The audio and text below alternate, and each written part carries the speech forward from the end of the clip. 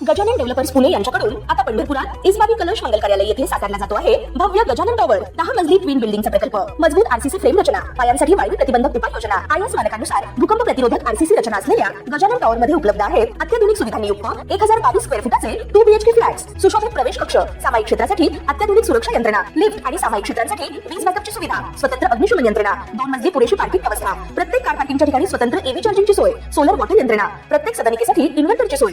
इस्बाबी कलश मंगल कार्यालय शेजारी साकारल्या जात असणाऱ्या गजानन टॉवर मध्ये आजच आपल्या हक्काचा आणि आधुनिक सुविधांनी परिपूर्ण अलिशान फ्रीसाठी संपर्क क्रमांक 76 ज्यांनी हाताला धरून चालायला शिकवलं त्याच वडिलांना मुलाने झोपेतच संपवलं।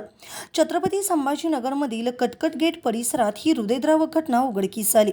19 वर्षीय मुलाने कौटुंबिक वादातून झोपेत असलेल्या पित्याच्या डोक्यात लाकडी दांड्याने वार केला आणि त्याची निर्गुण हत्या केली।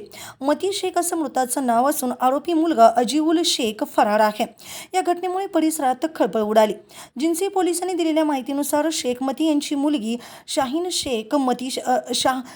शेख मती शेख वय वर्ष 23 हिने या प्रकरणी तक्रार दिली आहे। शाहीन यांचे वडील शेख मती आणि भाऊ अजीवुल शेख हे पश्चिम बंगाल येथून मोलमजुरीसाठी शहरात आले होते। गेल्या 7 महिन्यापासून बाबर कॉलनी कटकट गेट परिसरात ते भाड्याने राहत होते। 8 जूनच्या रात्री तिघांनी एकत्रित जेवण केलं आणि त्यानंतर झोपी गेले। मात्र 9 जून रोजी सकाळी 7:15 ते 7:30 वाजण्याच्या दरम्यान शाहीन झोपेतून उठल्या। बाथरूममधून बाहेर आल्यानंतर त्यांच्या अंगावर काटा आणणारे दृश्य दिसलं। त्यांचे वडील बिछाण्यावर रक्ताच्या थारोळ्यात पडले होते। त्यांच्या डोक्यातून मोठ्या प्रमाणात रक्तस्राव होत होता आणि जवळच एक लाकडी दांडा पडलेला होता। त्याचवेळी भाऊ अजीवुल हा घरातून निघून गेल्याचे त्यांच्या लक्षात आलं। घाबरलेल्या शाहीन यांनी तात्काळ घरमालकांना बोलावून वडिलांना खासगी रुग्णालयात दाखल केलं। मात्र डॉक्टरांनी तपासणीनंतर त्यांना मृत घोषित केलं। या घटनेमुळे कुटुंबावर दुःखाचा डोंगर कोसळला असून परिसरातही हळहळ व्यक्त होते।